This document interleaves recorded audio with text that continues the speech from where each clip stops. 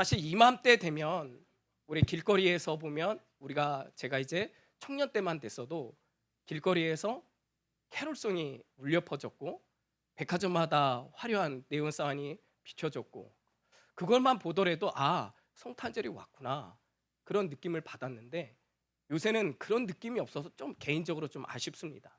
물론 상업적인 그런 목적도 있겠지만 그럼에도 불구하고 그런 분위기 속에 우리가 성탄절을 맞이하는 것이 지금보다는 낫지 않나 그런 아쉬움이 좀 있습니다. 분명한 사실은 우리가 인류 역사상 가장 기쁜 소식은 바로 성탄절일 줄 여러분 믿으시기를 주님의 이름으로 축복합니다. 자, 그러면 제가 이렇게 질문을 던져볼게요. 왜 가장 기쁜 날이고 가장 역사적으로 의미 있는 날일까? 이 질문 속에서 여러분 정말 기뻐하십니까? 성탄절이 여러분에게 진짜 기쁨의 날이 되십니까? 아마 우리 주일학교 친구들에게는 성탄절이 기대가 될 거예요. 왜 그래요? 예수님이 문제가 아니라 어떤 선물을 받느냐, 그 선물의 난이도에 따라서 기쁨이 될 수도 있고 아쉬움이 될 수 있고 서러움이 될 수도 있는. 근데 우리가 진짜 그것을 떠나서 우리가 함께 이 찬양을 불렀을 때 저는 개인적으로 굉장히 좋았습니다. 좀 아쉬운 거는 제가 감기 걸려갖고 더 이렇게 아름다운 목소리를 하나님 앞에 드렸으면 좋았을 테지만 그럼에도 불구하고 제가 함께 찬양하는 이 시간들이 너무 좋았던 건 뭐냐면 그래도 우리가 예수 그리스도의 탄생을 이것으로 우리가 함께 기뻐할 수 있구나라는 그래도 약간의 기분을 낼 수 있어서 참 좋았습니다. 우리가 정말 왜 예수님의 탄생, 이 성탄절을 통해서 우리가 기뻐해야 되는지에 대해서 살펴보면서 저는 두 가지 오늘 본문을 통해서 살펴보기를 원합니다. 첫 번째는 왜 마리아와 요셉과 마리아는 베들레헴으로 가야만 했던가라는 부분이죠. 왜 베들레헴으로 가야 했는가? 그것에 대한 그 의미는 무엇인가에 대해서 첫 번째 한번 살펴보기를 원하고 두 번째는 뭐냐면 왜 하필이면 마국간에 그 구유에 태어날 수밖에 없는 그런 환경 속에 하나님은 인도하셨는가? 그 부분에 대해서 의심점을 갖고 한번 나눴으면 좋겠습니다. 자, 오늘 본문에 보면 지금 호적하러 어디로 갔냐면 베들레헴으로 가게 되었습니다. 근데 오늘 우리가 오전 대회에서 말씀을 우리가 잘 들었다면 어디에서 베들레헴으로 옮긴 것이죠? 나사렛이에요. 근데 나사렛에서 베들레헴까지 거리는 몇 킬로일까요? 140km에서 150km입니다. 그리고 또 하나는 이 나사렛과 그리고 베들레헴이 고도 차이가 있다는 거예요. 그러니까 낮은 데서 높은 곳으로 올라가다 보니까 사실 그냥 평평한 길이 아니라 약간의 등산을 걷는 기분으로 150km, 150km를 걸어야 한다는 거예요. 여러분 혹시 100km 걸어본 적 있습니까? 없죠? 그럼 말을 마세요. 저는 죄송하지만 또 군대 얘기인데 저는 심심하면 걸었습니다. 이제 1월 달 되면은 이제 군인들에게 가장 긴장하는 훈련인데 그게 뭐냐면 혹한기라는 훈련이 있어요. 혹한기 가장 추울 때 그 일주일 동안 하는데 3박 4일을 걸어요. 몇 킬로? 100킬로.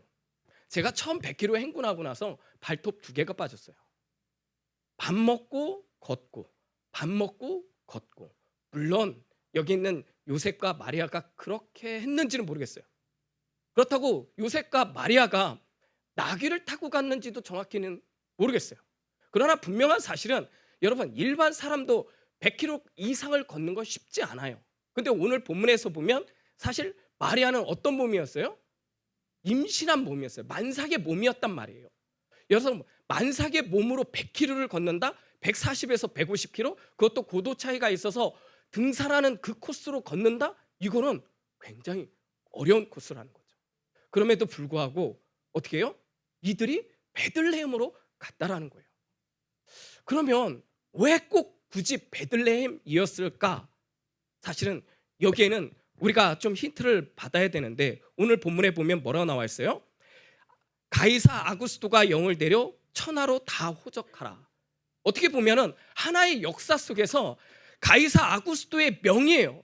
영을 내려서 모두 호적하라. 이렇게 되면 그때 당시에 팍스 로마를 일으켰던 이 아구스토가 전체를 움직이는 역사를 움직이는 주인공처럼 그것으로 인하여 이 마리아와 요셉이 어떻게 해요? 베들레헴으로 간 것처럼 우리가 이야기할 수 있을 것 같습니다. 그러나 여러분, 오늘 본문에서 우리가 한 번 더 눈을 뜨고 바라봐야 되는 게 뭐냐면 바로 이것은 700년 전에 미가의 예언이었다라는 거예요. 미가서 5장 2절, 베들레헴 에브라다야, 너는 유다 족속 중에 작을지라도 이스라엘 다스릴 자가 내게로 나올 것이라. 그의 근본은 상고에 영원히 있느니라. 700년 전 이전에 이미 미가는 메시아가 이 베들레헴에 태어날 것에 대해서 예언했다라는 거예요. 다시 말하면 이 우주를 움직이시는 분이 우리 하나님이신 줄 여러분 믿으시기를 주의 이름으로 축복합니다.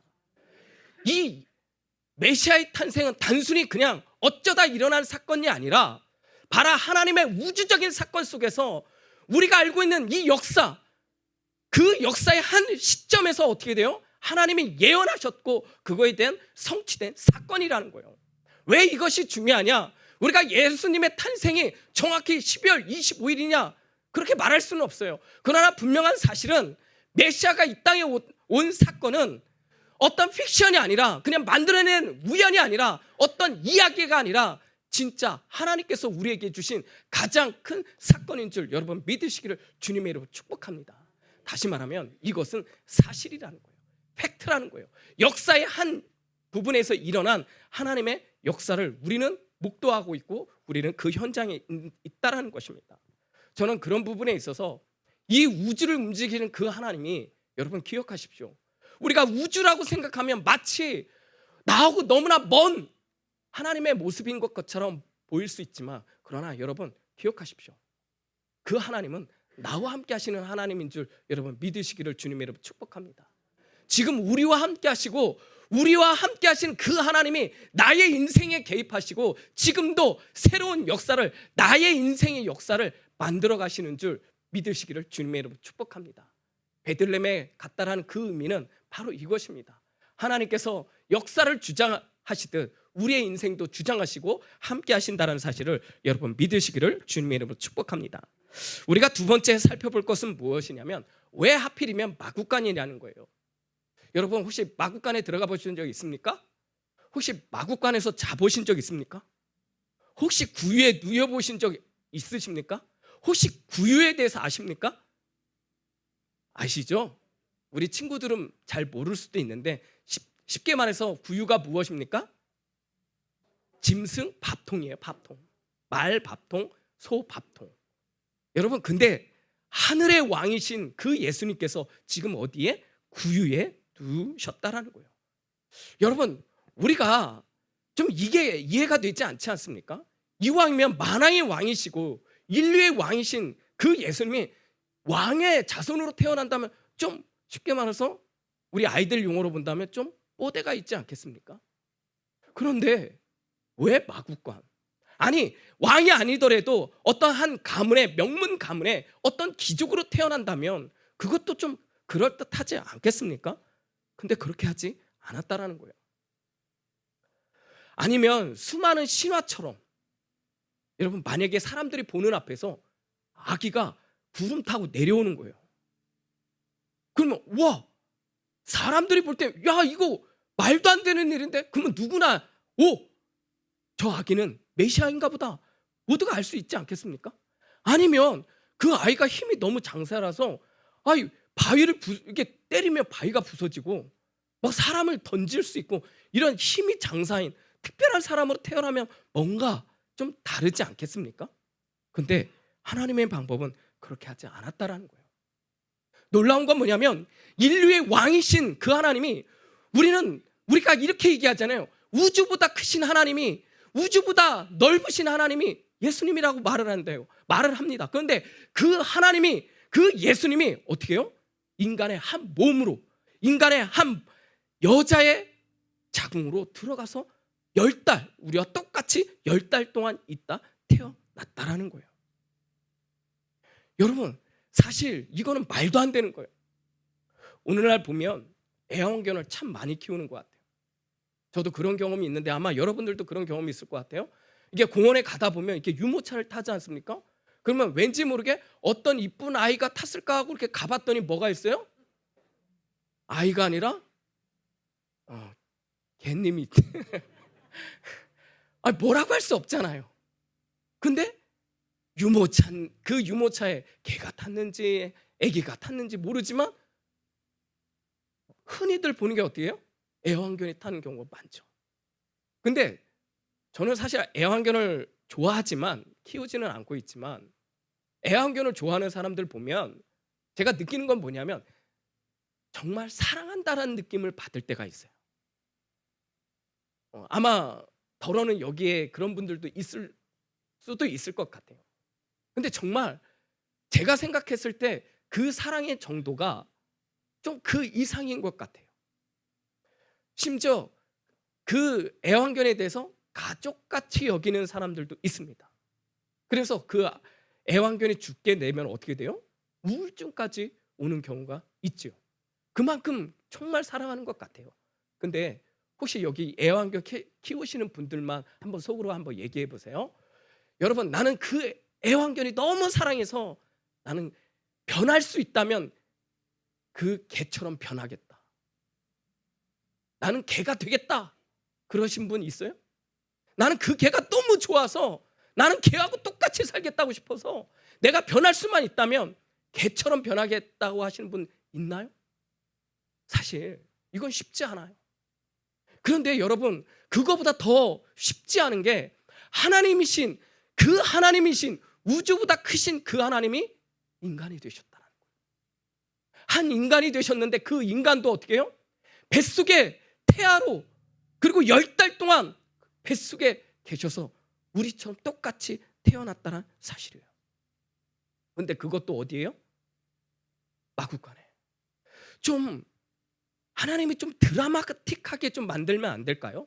예를 들어서 오늘 본문에 보니까 여관에 아이를 낳을 자리가 없는 거예요. 근데 이거를 좀 하나님이 다르게 해서 다른 여관집은 다 닫았어요.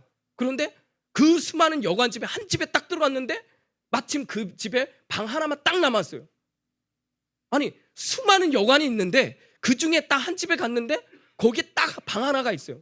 거기서 아이를 낳았다면 좀 뭔가 드라마틱하지 않아요? 근데 하나님은 그렇게 하지 않았어요. 어디예요? 남는 건 마구간밖에 없다라는 거예요. 여러분, 마구간에 들어갔더니 향내가 나요? 너무 좋아. 뭐 이런 향내가 나요? 아니잖아요. 그런데 거기에 낳을 수밖에 없는 그 환경.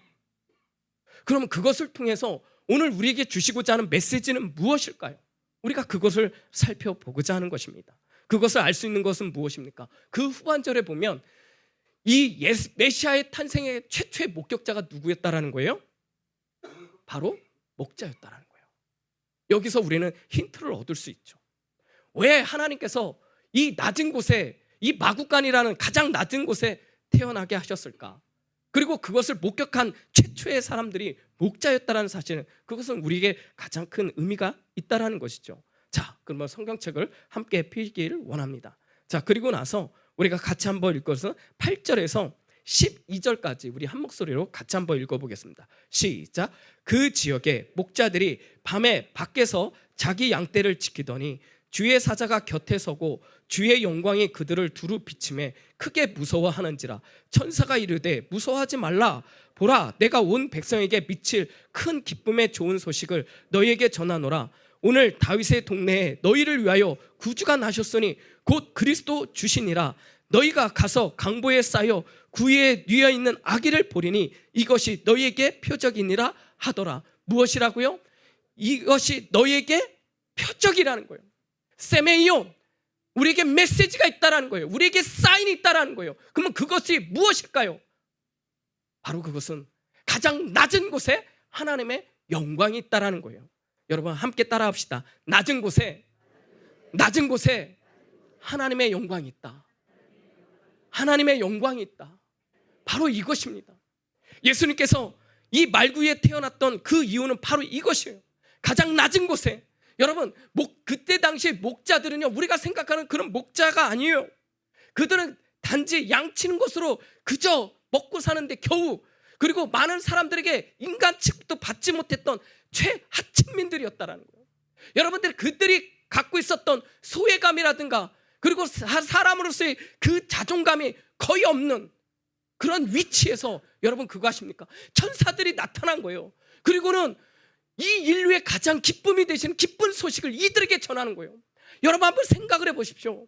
천사가 나타났어요. 그들은 어쩌면 되게 당황스러웠을 거예요.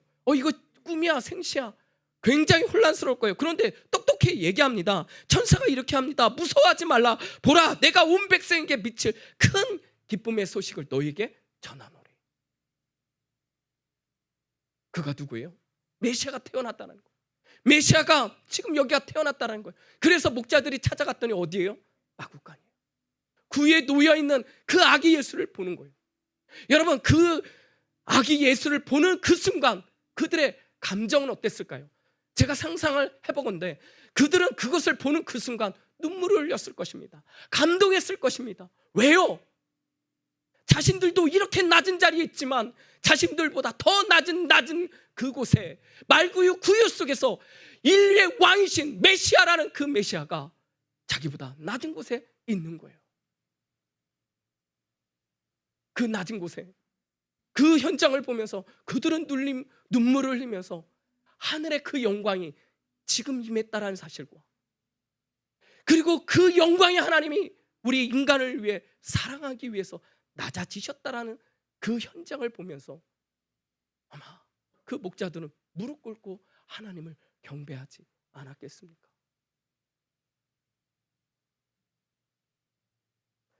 빌립보서 2장 6, 7절 이렇게 말씀합니다. 그는 근본 하나님의 본체시나 하나님과 동등됨을 취할 것으로 여기지 아니하시고 오히려 자기를 비워 종의 형체를 가지사 사람과 같이 되셨고,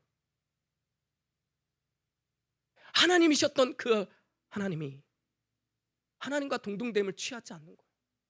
여기서 취하지 않는다라는 것은 본인 스스로가 그것을 낮아지기로 작정했다라는 거예요. 마음 먹었다라는 거예요. 근데 여러분 그거 아십니까? 가장 낮고 낮은 그 자리가 또 어느 자리인 줄 아세요? 바로 십자가의 자리라는 거예요. 그래서 2장 8절은 이렇게 얘기하는 거예요. 사람의 모양으로는 나타나사 자기를 낮추시고 죽기까지 복종하셨으니 곧 십자가에서 죽으십니다. 여러분, 죄가 전혀 없으신 그 메시아가 인간의 죄를 뒤집어 쓰는 거예요. 죄를 알지도 못하는 그 하나님께서 죄 가운데 있는, 죄의 수렁에 빠져 있는 그 수많은 사람들을 위해서, 죄에 빠진 그들을 구원하기 위해서 예수님이 친히 그 죄의 구유로 들어가신 거예요. 그게 십자가예요. 사랑하는 여러분, 우리가 성탄절을 기뻐할 수밖에 없는 그 이유는 바로 우리의 죄 때문에 그 구유에서 태어나서 우리의 모든 죄, 나의 죄, 그 모든 것을 짊어지고 십자가를 지기 위해서 이 땅에 오셨다는 거예요. 근데 여러분 생각해 보셨습니까? 우리에게는 기쁨의 날이요 영광의 날일지 모르지만 하나님 아버지에게는 가장 아픈 날 아닐까요? 왜요? 십자가에 죽이기로 작정하셨기 때문이죠. 그러나 사랑하는 여러분, 그럼에도 불구하고 분명한 사실은 우리에게 가장 기쁨의 날인 줄 여러분 믿으시기를 주님의 이름으로 축복합니다. 이렇게 낮은 자리에 오셨다라는 그 예수님을 통해서 우리가 한번 적용점을 찾아본다면 그것이 나의 기쁨, 나만을 누리는 그런 기쁨의 자리에 있는 것이 아니라 정말 소외되고 가난하고 많은 사람들에게 놀림을 받는, 어떻게 보면 사람들이 인정하지 않는 그곳에서 눈물을 흘리며 아파하고 고통하는 어떤 누군가가 지금도 우리 주변에는 있다는 거예요. 그들에게 메시지, 예수님이 태어나셨습니다. 그 구주의 복음을 전하는 저와 여러분이 되시기를 주님의 이름으로 축복합니다. 왜요? 그것이 인류의 소망인 줄 믿으시기를 축복합니다. 그렇기 때문에 그것이 바로 우리의 진정한 기쁨인 줄 알고 나만이 누리는 것이 아니라 우리가 함께 누리고 우리 주위와 주위의 이웃들과 누리고 소외된 자들과 함께 누리는 저와 여러분이 되시기를 주님의 이름으로 축복합니다.